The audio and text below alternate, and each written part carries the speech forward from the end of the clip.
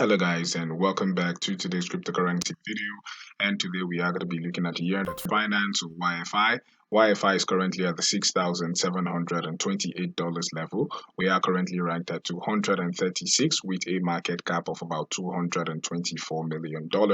We have a 24-hour volume of about $20 million, and today we are going to be looking at the price action, the technical analysis and price prediction right here for YFI. So sit back, relax and enjoy the video. So YFI is down about 0.4% in the last 24 hours. And without further ado, let us push to the chart, right?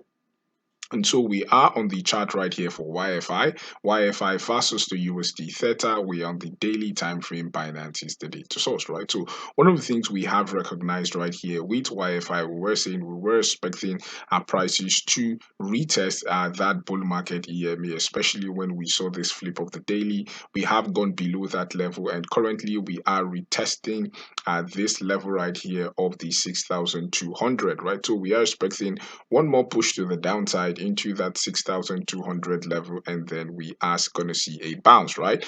And there is one massive trap that a lot of people are falling for right here, and I'm going to show you, right? Basically, we are just 2 days, 7 hours into the Bitcoin halving. Basically, just about the ETA date for the Bitcoin halving is about April 19th of 2024. And one of the things we usually see during the Bitcoin halving is this massive trap that usually occurs. So right here we have what we call the rainbow chart for the for the crypto market, and these horizontal lines are every single time where the halving has occurred. One thing we have noticed right here on this chart is going into the halving or after the halving, we usually see a massive dump right here, and then we usually go on to set new yearly highs. Same thing happened right here in 2016. Into the halving, we saw that dump, and then we went on to form new yearly highs. Same thing right here in 2020, we saw this little dump right here. After the halving, we went on to set new yearly highs.